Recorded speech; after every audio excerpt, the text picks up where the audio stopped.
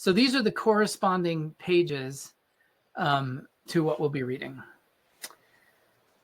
We shall be driven to great extremities. I know not what to think of it. Daniel Defoe, Journal of a Plague Year. By the end of the fifth wave, people didn't want to hear about staying safe and healthy. Liberty was the only word in play. People wanted freedom from tyranny or they wanted death. In the end, nobody had to choose. They got both. In a single season, the sickness took half of everyone who remained. There were vaccines for the early strains, but many refused to take them because somebody on the internet said the shots would make them infertile or subject them to government satellite tracking devices. And then the virus mutated. Early bioengineering successes could not be duplicated. People grew impatient and followed any of a dozen Pied Pipers to their doom. On top of that, the fires kept burning, inflaming people's lungs. The virus exploited that weakness and took a third of those who remained. In the sixth wave, another half was lost. This is what they meant by cataclysm. The factions that remained fought against themselves as food production and supply chains failed, the stores emptied out, and no trucks came to resupply. Some were able to carry on for a couple of weeks with what they had, but most were destitute, and there was nothing left to loot. It was better for people living in the country or the third world. Maybe it was a first will be last, last will be first kind of thing. In the cities where everyone had moved because life was better there, the invisible systems began shutting down. Amazon, internet, cell phones, electricity. It all sputtered and went dark, spreading like a mist.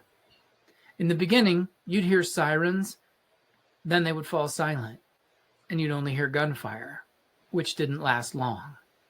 It reminded you that this wasn't a dream or a game or a simulation.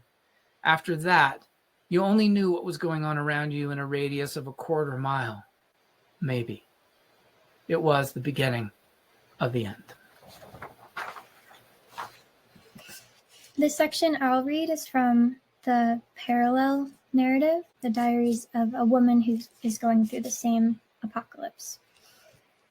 The Grand Canyon trip was meant to be a consolation, to bring us together after we lost the baby, but it turned into something else. My husband had been in the queue for private party permits for a decade or longer, but we'd waited for Michael to finish med school, and then we waited for me to finish my doctoral work, then a postdoc in another city. It was supposed to be temporary. We got married in between things, and that was not the way to do it. Everything kept accelerating. We wanted kids, but nature was against us.